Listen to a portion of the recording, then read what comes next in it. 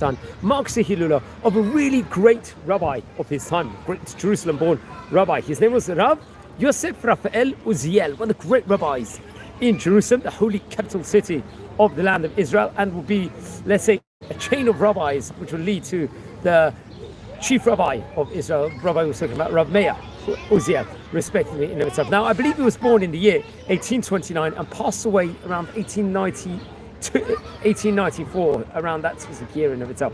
Naturally, he passed away. His Hilula is on the 13th of Nisan. Now, he came from great rabbinic heritage. His father's name was Rabbi Yitzchak Chaim Uzziel, who was a very great rabbi of that vicinity. We're going to learn a bit more about him in a minute. And his mother's name was Rabbanit Dona, I believe, and born in Jerusalem in 1829. When he, very, very sad, his mother passed away while he was at a young age from a plague. And his father, Rabbi Yitzchak Chaim Uzziel, was a great rabbi over there and really educated him in a great Torah level at that point in time.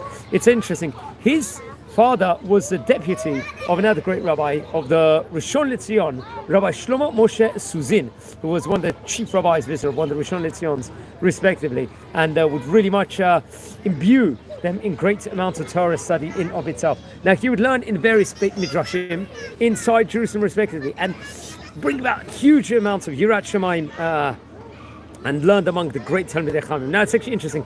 He would get married. His wife's name was Rivka, Rabbanit Rivka, Marat Rivka, and they would have, I think, a son, Moshe Yehuda, after they got married. But I think, sadly, he passed away. It's reported over on the Hayami website when he was at young age. And come on, the year 1851, he would have been about 22 years of age at that point in time. He would go along with his father, the great rabbi, as a shliach, let's say, representing the Sephardi community of Jerusalem to, I think, Turkey, interesting enough. And he would actually write down, relate over the various different drashot sermons he gave and various Kiddushim Torah he would actually learn at that point in time.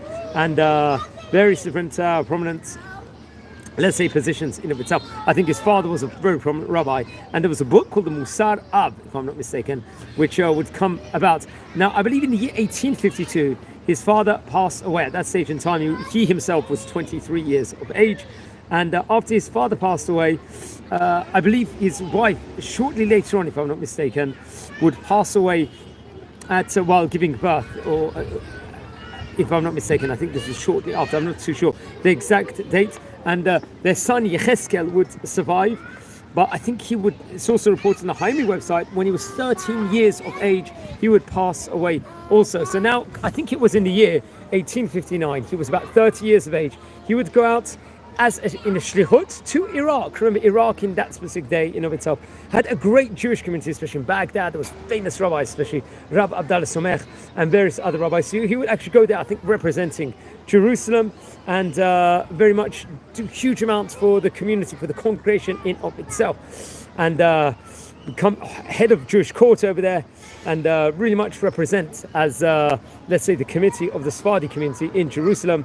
He would also, as well as doing all these Torah tasks in of itself, he would also be a shochet, doing kosher slaughter, it's reported, over inside these vicinities. He would be delving very much inside that, and we've actually spoken about this on various occasions before. Many of the rabbis would take on multiple tasks at that point in time, and he very much did that. Now, come on the year 1873, I think in Jerusalem, his book, the Sefer, the Ish Tza'ir, would actually come out, if I'm not mistaken.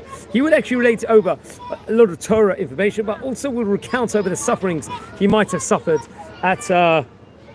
throughout his life. As we related before, there was a lot of hardships all throughout his life. Now, I think later on, it's actually interesting. So he was very well traveled, as we said before, and inside this book, he'll give a bracha for all the next generation Torah scholars to get abundance of brachot in mitzvot and in Torah in of itself.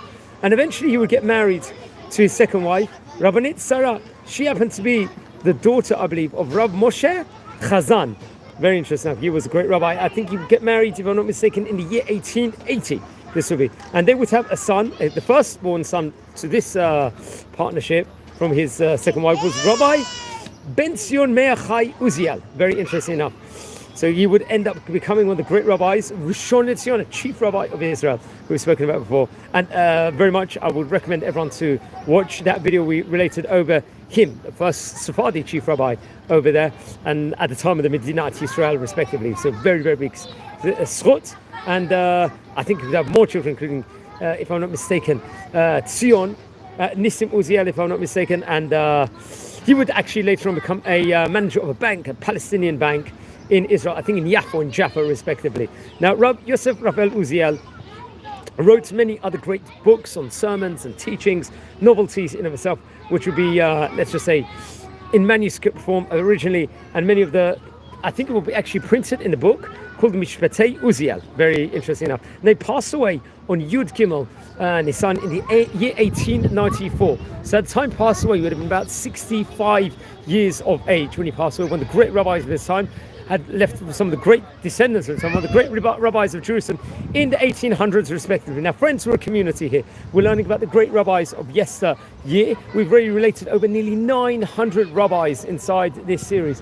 If anyone's interested in watching any of these videos, please share the videos to other people, respectively. If you haven't subscribed yet, please subscribe now. And if you're related or descend from one of these great rabbanim, I'd love to hear more. Please send me an email. So wishing you a Chag Sameach, recording this just before the festival of Passover, Pesach, and take care here from the city of Bet Shemesh. Wishing you blessings here from Israel, everyone, and take care.